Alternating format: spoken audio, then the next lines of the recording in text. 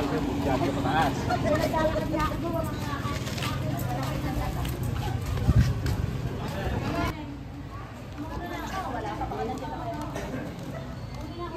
Magandang gabi po mga manonood. Nandito po tayo ngayon sa Barangay Apertuyo, Lungsod ng Balanga, para po magtanong-tanong o interviewin ang mga SK officials natin patungkol sa darating na eleksyon. Sino ba ang karapat-dapat nating iboto?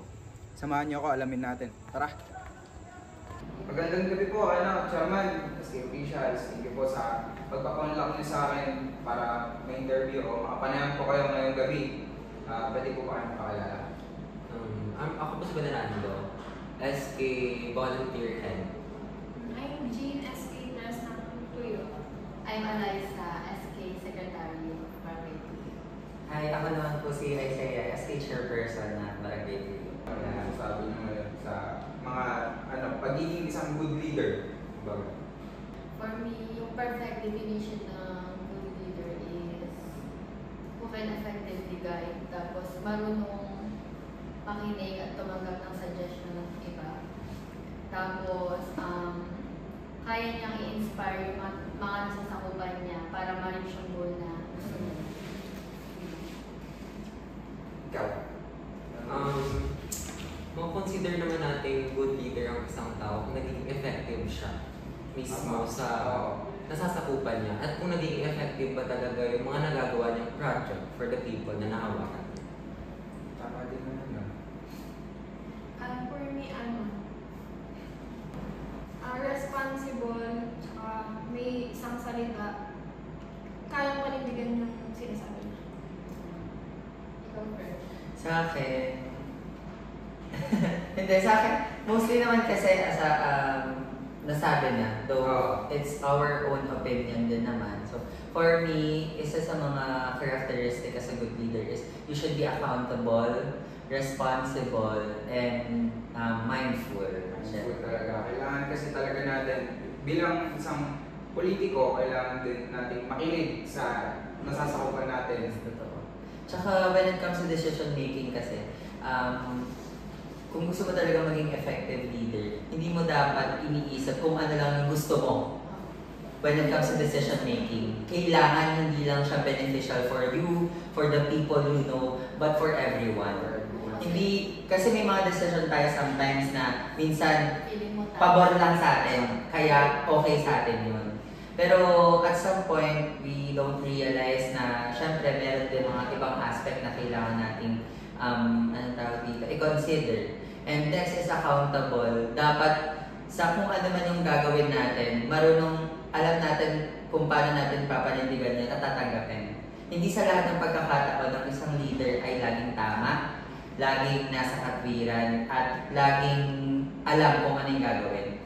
At dapat tayo maging accountable sa mga nagagawa nating mali, nagagawa natin hindi tama, and also dapat dun sa mga ginagawa natin na alam natin ay nakaka-apekto sa ibang tao. Not in a positive way, but in a bad way. So, yun lang sa akin. Dapat yun. Tama naman din. Diba? Paano mo makikilatis ang isang kandidato o politiko para masabi mo na siya ay isang good leader? Ito lang. Siguro pag may pagbabago sa mga nakalipas na term. Kunwari, siguro kung sa mga nakalipas, may mga nakikita kang mga hindi okay na nagawa nila. Yun nagpa-progress ba?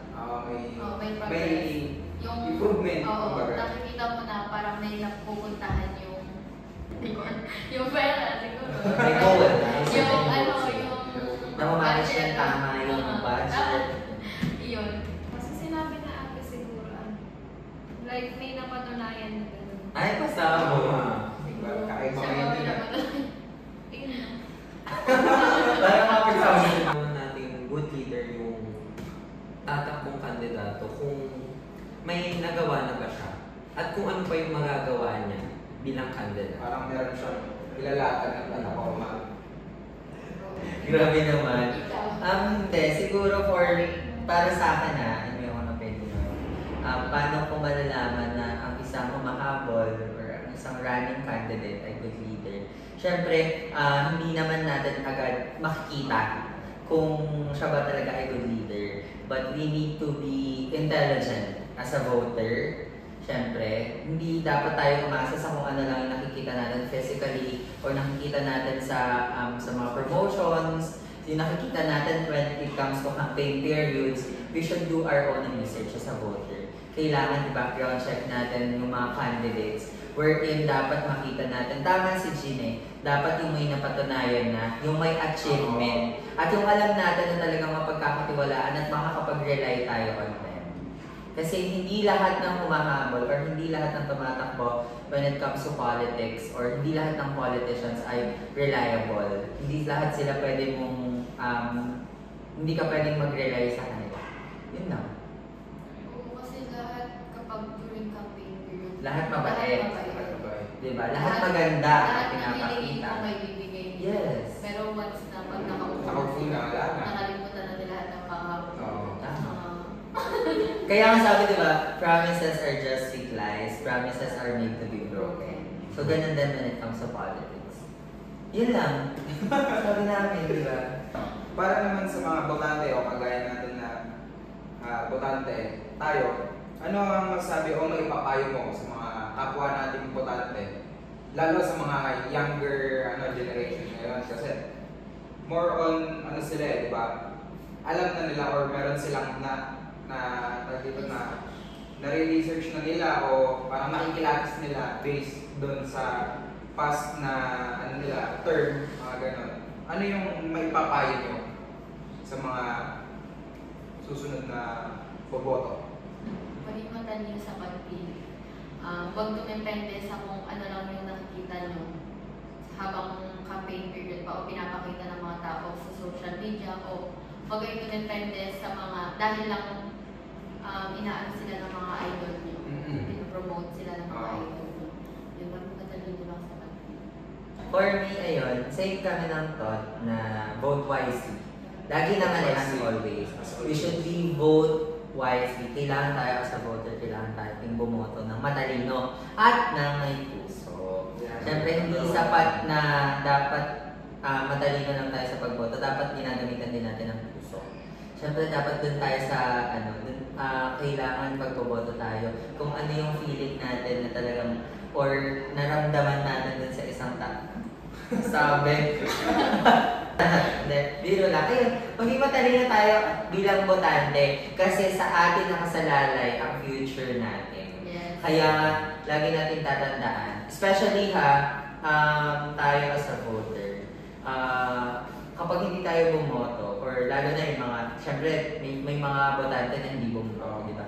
Lagi kong, ever since nung as a student leader ako, as I campaign for vice president ng campus student government, lagi kong sinasabi every after kong ipakilala yung sarili ko, karapatan natin ang pagboto dahil tayo ang magtatakda ng hinaharap natin. At para naman sa mga hindi boboto, wala tayong karapatang magreklamo.